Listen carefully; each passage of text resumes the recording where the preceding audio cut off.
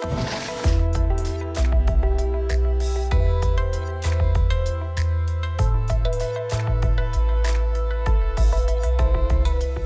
country of Armenia today is only half of the territory it was supposed to occupy. The other half is in Turkey. Back during the expansion of the Turkish Ottoman Empire in the 17th century, the Caucasus, including Armenia, was a contested area between them and Persia. As a result of those wars, Armenia was split between the two empires. Even though the Turks were an Islamic caliphate, they abided by the religion's pre-established rules governing non-Muslims, called dhimmi, and the Armenians, being Eastern Orthodox Christians, were dhimmi. They incurred more of a tax burden and had their own insular government called a patriarchy. This was the case for other Christians within the empire, including Greek Orthodox, Assyrians, and Bulgarians, along with other religions like Jews, Druze, and Yazidis. Because of this semi-tolerance, some historians have called the Ottoman Empire a multinational empire. The Ottomans maintained their expansion for another century, until it started being defeated by the Russian Empire. Russia even took control of eastern Armenia in the process of expansion. The Ottoman Empire began to experience increasing rebellions as a result of that stagnation, and they tried to reform to meet the new demands. It seemed like each reform was not enough. It culminated in the Tazimat period. They even instituted a constitutional monarchy for a couple of years, thanks to the Young Ottoman movement. Groups like the Armenians created their own national assemblies as part of these reforms, but the constitution was revoked and their movements were suppressed by force. Everything went underground, and by the 1880s, secretive nationalistic organizations were in full swing throughout the empire. Europe became increasingly aware of Ottoman suppressions of these revolts, calling it the Eastern Question or the Armenian Question in the press. They began to intervene in various ways, which also started to break up the Ottoman Empire even further. Following the end of the Russo-Turkish War in 1878, the Congress of Berlin was assembled to deal with the Eastern Question. This is what created the Balkan states. A mass population exchange began between Bulgaria and the Ottoman Empire. This was the breaking point for the empire. Other empires, especially Britain, began taking chunks out of the empire, like Egypt and Cyprus. Armenians and other Christian minorities in the empire, despite being represented in Berlin, did not have their problems solved. In fact, Sultan Abdul Hamid II did not comply with the reforms stipulated by the treaty, which led to several resistance organizations, including the Armenian Revolutionary Front, or ARF. The ARF began arming partisans called Fedai. A rebellion organized by the ARF in Sassoon turned into a major battle in 1894. The rebellion was quelled, ending in a massacre of 20,000 people, spawning further rebellions throughout the empire. Sultan Hamid ordered them to be quashed, and a systematic extermination campaign began, only ending in 1896, resulting in about 200 to 300,000 deaths, including many non-Armenian Christians. The massacres were only stopped by international attention making Hamid pull back. In 1904, there was another Sassoon rebellion, but it did not spread elsewhere. A year later, there was an ARF-backed assassination attempt on Sultan Hamid, where they bombed a mosque and killed 26 people, missing Hamid II in the process. In 1908, the Young Turks, not those ones, took control of the government and reinstituted the constitutional monarchy. The ARF, along with other minority organizations, was legalized and part of the new government. As a result of a counter-coup attempt, a year later, a massacre happened in Adana Vilayet that ended in between 20 and 30,000 dead Armenians and Assyrians. The main party was the Committee for Union and Progress, or CUP for short. This was the party of the Young Turks, not those ones. CUP took full control of the government in another coup d'etat in 1913, after another Young Turk, not those ones party, had seized power and started to push out CUP.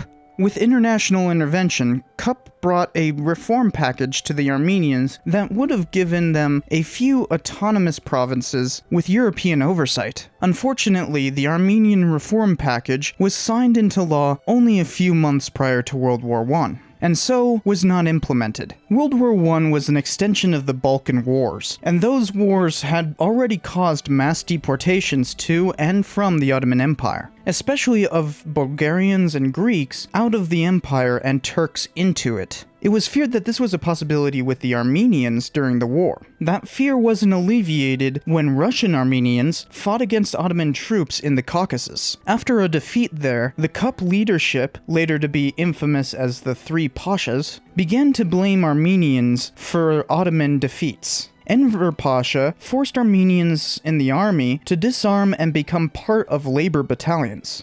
Beginning in April of 1915, armed resistance in Van by Armenians was prompted by an attempt to conscript them en masse. Some historians have said that this was done purposefully by Cup to give them an excuse to do what came next, but that is only conjecture. A week later, in what has become known as Red Sunday, around 250 Armenian intellectuals were arrested. That number would grow to above 2,300 over the next week. It does appear to be an attempt to stifle and silence the Armenian population. All of whom were either executed or sent to labor battalions. Cup passed the Tekir law that officially allowed them to resettle all Armenians throughout the empire. Then the mass deportations began, but this resettlement campaign belied a much worse program. These deportations were supplemented by massacres. Minister, you are using this so-called relocation as a cover for the systematic extermination of the Armenian people.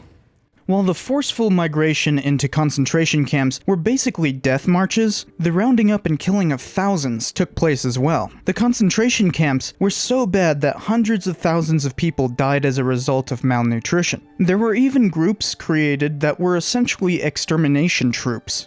The violence spread to non-Armenian Christians as well, like Assyrians and Greeks. It was an attempt at extermination of an entire ethnicity on an unprecedented scale. The systematic murder became somewhat inventive, with mass drownings, intentional drug overdosings, biological warfare, and gassing people in buildings. Neutral American reporters got word out.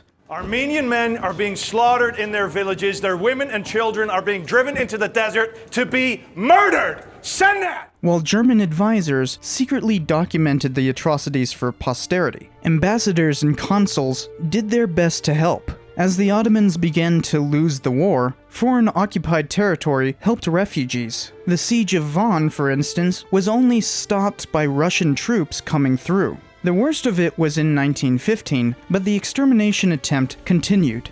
After the war ended, Cup's extermination policy was somewhat curtailed, but rogue elements continued it. The Three Pashas, along with a bunch of other leadership, fled the country. In what has been called the Turkish court-martials, Cup was tried and abolished for the extermination policy, while the perpetrators were sentenced to execution. But since there was no international law to prosecute, the perpetrators were not arrested. So the ARF created Operation Nemesis, where they sought after these outlaws of civilization, as the US ambassador called them, and assassinated several of them. Eastern Armenia had formed a separate republic out of the former Russian Empire, and as part of the Paris Peace Conference proceedings, Woodrow Wilson was given free rein to create the borders of that country. He drew the lines to include Western Armenia, which angered the newly formed Turkish government. So Turkey and Armenia immediately started fighting over the territory that had just stopped the massacres. Turkey was fighting several wars at once in 1919 through 1922, including against Greece. So the worst part of the Greek deportations happened when the city of Smyrna was burnt and thousands died in the flames. After those wars ended, the Ottoman Empire was no more. Turkey controlled Western Armenia, whereas the country of Armenia would eventually be subsumed by the USSR. For Turkey, they began a policy called Turkification, which forced conversions to Islam, name changes, confiscation of empty Armenian property, and to this day punishes people for speaking ill of Turkey. You can go to jail for making jokes at Turkey's expense. Like, a Turk, a Greek, and an Armenian walk into a bar. Guess which one's coming out? Okay, I'll go to jail now. As a result, Western Armenians have basically hidden their ethnic background, and the diaspora of those who were displaced by these events continues. The atrocities visited upon the Greeks, Assyrians, and Armenians were the prime example given in 1943 for the creation of the word genocide. Let's say they're modern cavalry out on orders of their commanders. They're huntsmen on the chase, only the prey doesn't happen to be a fox. The prey is people. These were the victims. They are Armenians, and the place is Asia Minor. Dr. Raphael Lemkin, who is a professor of law at Yale University and specializing in teaching matters about the United Nations. Dr. Lemkin is the man who created the word genocide and really has fought this thing from long, long ago. Later on, I became interested in genocide because it happened so many times. It happened to the Armenians and...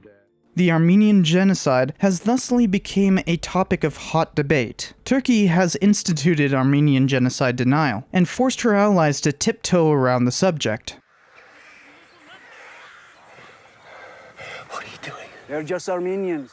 But there is plenty of study into the subject, despite the blatant ignorance in the country itself. Well, race genocide never taken away all of our pride.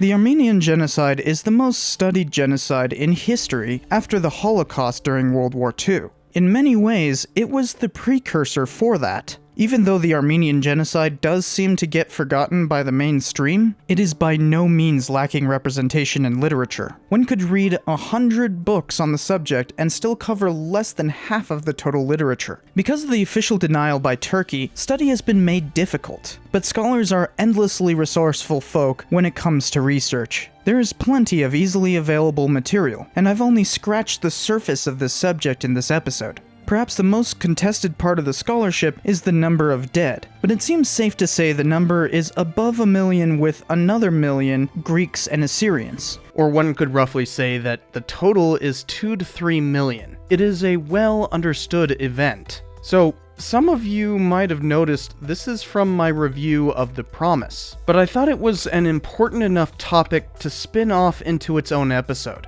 Far too many denialists exist, and they cause immense harm. As I said in the original episode, these butthurt ignoramuses might even brigade this review. Yeah, there's no way I'm going to be able to keep monetization on this one. And Google hides with its tail between its legs when it comes to history that is challenging. So, Patreon!